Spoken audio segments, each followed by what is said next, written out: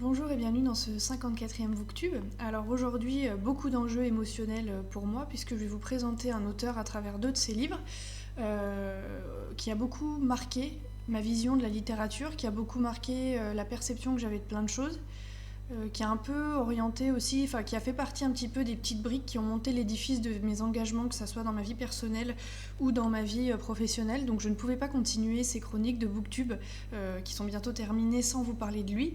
Il s'agit d'Antoine Dolle, personne extrêmement talentueuse, très très sympathique et très humaine, donc voilà.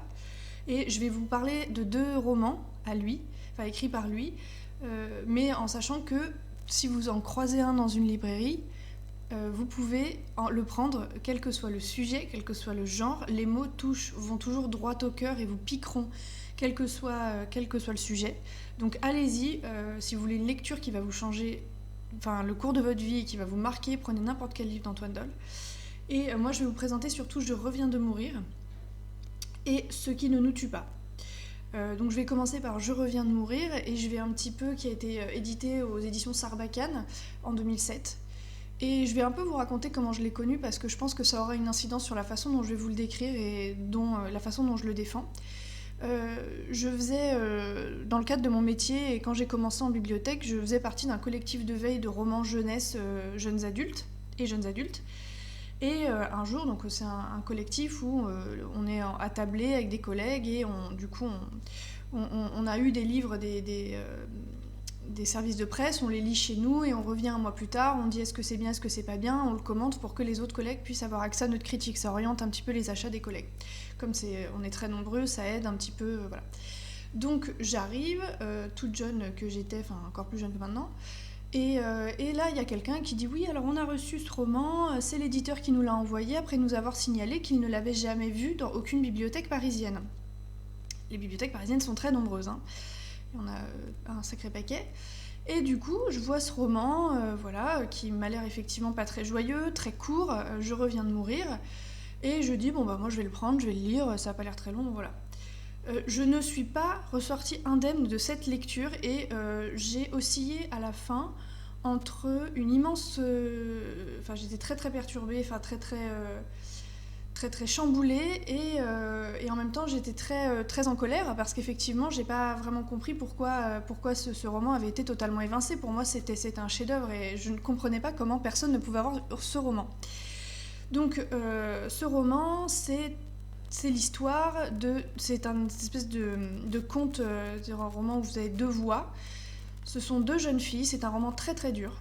Ce sont deux jeunes filles il y en a une qui s'appelle Marion et qui a débarqué à Paris sans un sou en poche et qui tombe amoureuse d'un mec qui va la forcer à se prostituer, en gros. À la moindre opposition, il la frappe sans ménagement, mais elle continue à supporter cette vie, à l'aimer d'autant plus et à lui appartenir. Et vous avez de l'autre côté Ève qui, elle, pour le coup, tue tout sentiment dans l'œuf en couchant en ayant une frénésie sexuelle absolue et en couchant avec tous les hommes qu'elle trouve. Jusqu'à ce qu'il y en ait un qui va tenter et qui va un peu réussir à percer la faille de la carapace qu'elle s'était construite au fur et à mesure des années. Et à un moment donné, ces deux voies vont se rejoindre. Voilà. Alors, c'est un roman extrêmement dur. Donc au départ, le rythme qui laisse sans voix, c'est ces mots qui vous touchent droit au cœur, ces situations extrêmement difficiles, les deux qui ont besoin des hommes à leur manière pour exister, pour se sentir exister. Il traite du désespoir, du découragement face à une vie qu'on supporte pas ou qu'on peut pas vivre autrement qu'en se construisant comme ça. Et effectivement, il y a beaucoup de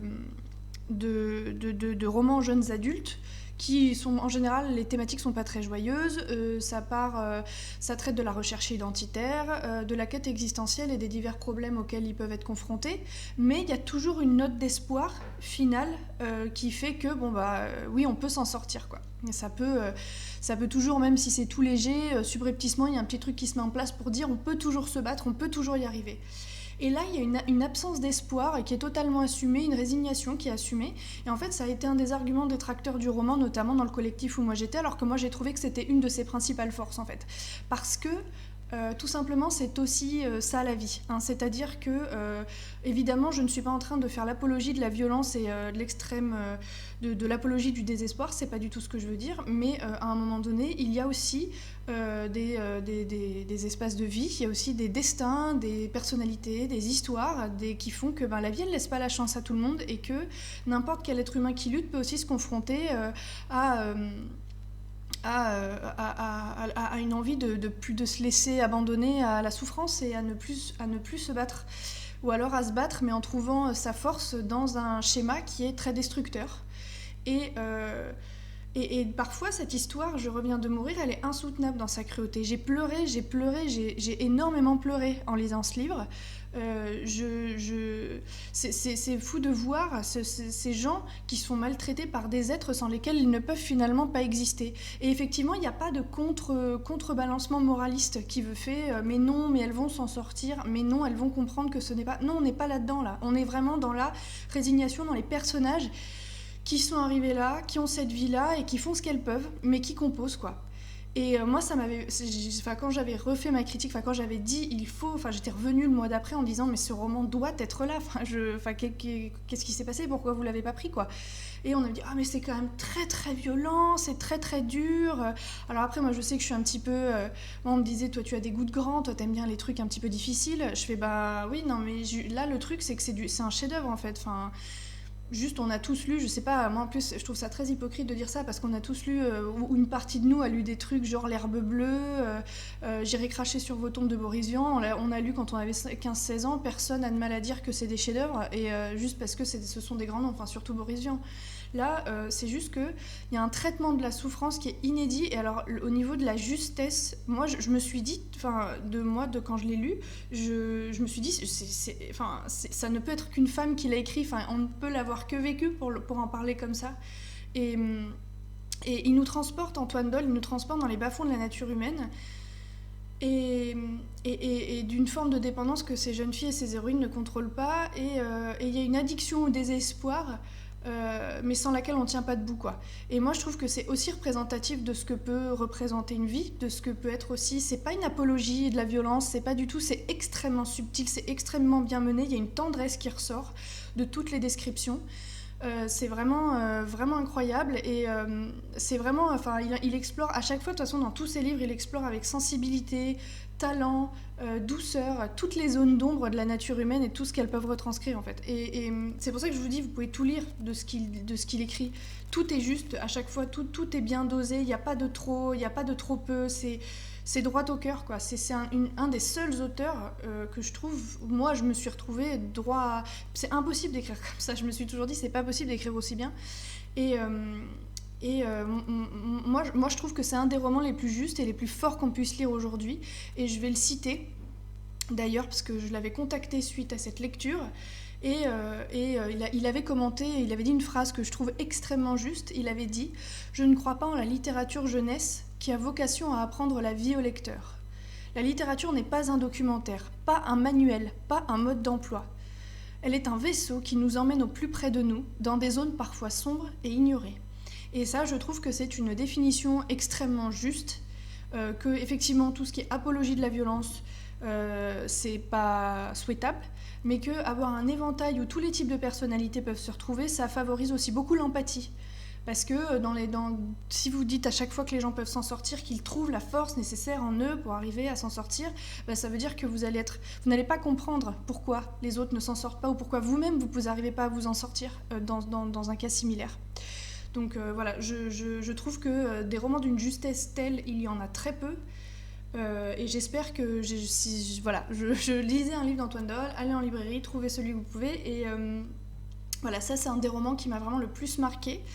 Et du coup je vais vous en montrer un qui est ici, qui est aussi très très chouette, qui s'appelle, et que j'avais lu à la suite de l'autre, qui s'appelle Ceux qui ne nous tuent pas, sur une thématique un peu sur une adolescente qui n'est pas bien, qui s'appelle Lola, qui va fuguer de chez ses parents parce Lola en a marre de tout, et Lola elle cogne, et Lola à un moment elle fugue, et Lola elle en peut plus de ses parents, elle en peut plus, elle étouffe, Lola elle en peut plus, et sauf que Lola elle va se retrouver par hasard chez une dame qui s'appelle Simone. et qui se retrouve en fait chez cette vieille dame. Elle va vite se rendre compte qu'il y a un gros problème. Elle l'accueille très bien, mais en fait, enfin voilà, cette dame, elle est un petit peu démente, en tout cas traumatisée par le vécu qu'elle a eu de la Seconde Guerre mondiale. Donc voilà, Lola, elle va être confrontée à ça, elle va la prendre pour quelqu'un d'autre, et elle va voir que le temps s'est arrêté dans la tête de cette vieille dame, et ça va amener Lola à réfléchir sur sa propre situation, à développer une forme d'empathie auprès de cette dame, et voilà, et c'est très très joli aussi, et c'est un autre roman très court aussi que je vous conseille, qui est très bien traité, et où les personnages sont juste authentiques et très très très touchants. Voilà. Donc écoutez, j'espère que ça vous aura donné envie. Sur ce, comme je vous dis, Antoine Dolle, allez-y, allez voir. De toute façon, je pense que, comme je vous l'ai répété 1000 fois pendant cette chronique, il est apte à vous émouvoir avec tout ce qu'il touche. Donc vous ne pouvez pas faire d'erreur en lisant quoi que ce soit de lui. Voilà. Sur ce, je vous dis à demain pour un nouveau Booktube et très bonne fin de journée à vous.